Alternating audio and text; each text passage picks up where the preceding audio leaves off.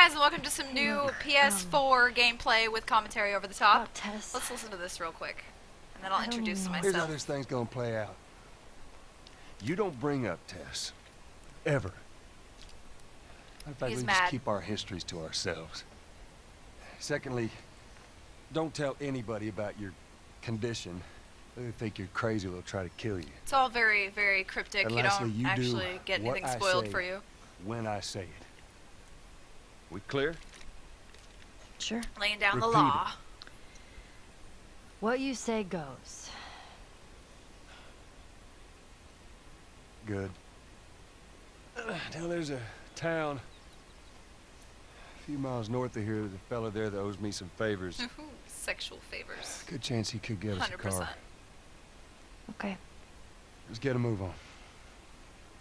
Okay, so I've been playing The Last of Us Remastered on my PlayStation 4, and I wanted to show you guys some of how beautiful this game is. Like, I can't even describe it when they're walking through the forest here and stuff. There we It's go. just so pretty, and even though this is uploaded at 720p Pretty because fast to go that's through what here. the upload quality is for PlayStation 4 directly to YouTube, it just looks really great. And I looked at a little bit of the difference between PlayStation 3 and PlayStation 4, and I didn't feel like it was that big of a difference. Yeah. But it makes me want to be in this place, despite how terrible the situation is that they're in.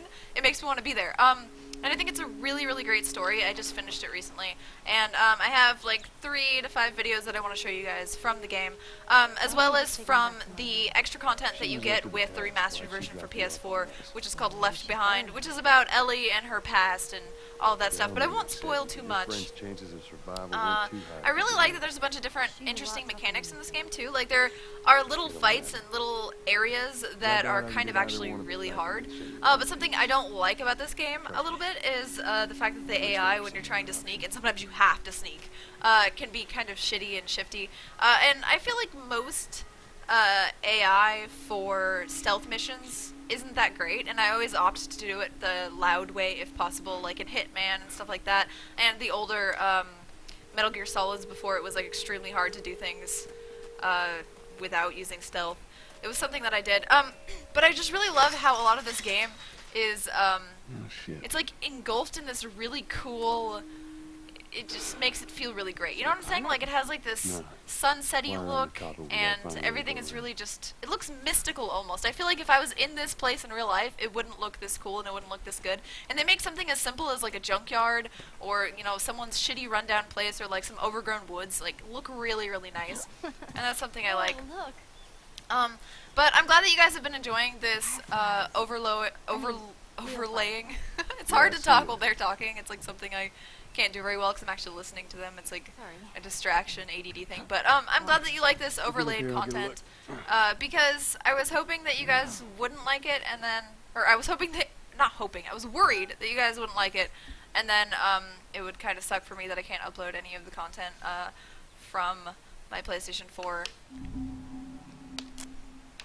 But there's cool things like this, you know, like there's the melee upgrades where you can add like scissors or pokey things onto your random melee weapons, like sticks and pipes and stuff like that, to make them more deadly, so you only have to hit once. And it's funny because at the beginning of this game, it seems really hard to kill some of the clickers, which are the, you know, more advanced zombie guys, because you don't have things like this. But once you get things like this, you can upgrade it, and then it gets pretty easy, and it seems like things that were hopeless before aren't hopeless anymore. So you kind of get the feel of that, like, survival horror type thing. Well, at the same time, a lot of people hate this game because they say it's like a glorified movie, but in my opinion, I mean, something with a great story, a game with a great story like this, that has hard components like the stealth missions and the killing certain zombies that are impossible to kill, or even killing the people are even harder to kill than the zombies, which is kind of funny.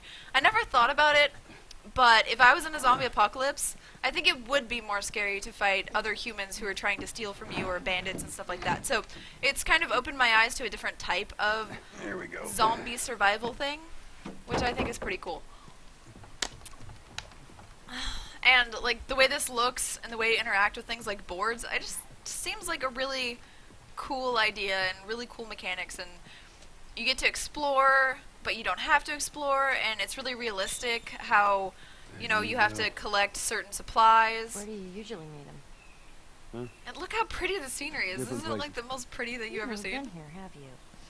I know this is where he lives, but No, I ain't never been here personally. It's pretty cool. And that Also, cloak, you think that's him? the main guy is voiced by There's Troy no Baker better, and mocapped by Troy Baker, and Troy Baker let's is go like check it out the then. best voice guy ever. He does like Kanji, Persona 4, just pretty much like every dude who's ever been badass. So yeah, don't forget to like the video, subscribe to the channel, and make sure you check out more of my overlaid PS4 talkings. Bye guys.